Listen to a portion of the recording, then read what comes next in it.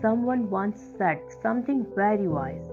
Sometimes, to keep our loved ones with us, we have to give up our rights because in relationships we should not count profit or loss. I want to share a simple but powerful story with you. This is the story of an Indian man named Vinod. Vinod, his wife, and their 4-year-old son were traveling in their car. They were going to another city to attend a relative's daughter's birthday.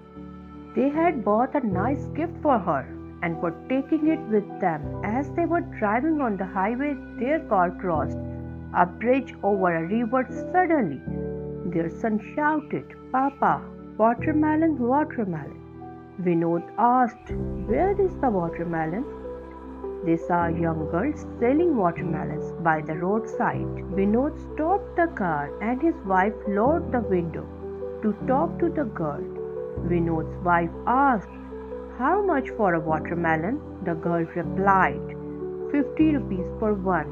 But Vinod's wife said, "I won't give more than 40 rupees." The girl refused and said, "Ma'am, I can't sell it for less than 50 rupees." After some arguing, the girl finally brought a watermelon to the car. Vinod's little son Golu was so excited that he put his head out of the window. The girl lovingly asked him, "What is your name?" Golu smiled and said, "My name is Golu." The girl laughed and said, "Oh, you really are round and cute." Vinod's wife tried to play on the girl's emotions and said, "Can't you give it to us for 40 rupees for my little son's sake?" The girl smiled and said, "Okay, for your son, I shall give it to you." She handed the watermelon to Golu. But Golu could not hold it properly and it fell to the ground, breaking into pieces.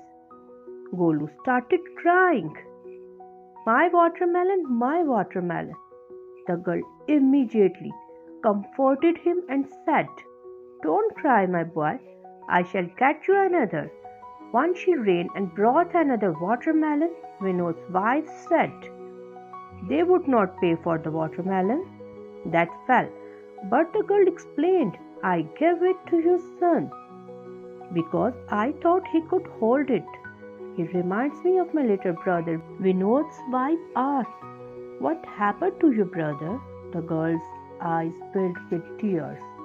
She said, "My brother was just 2 years old.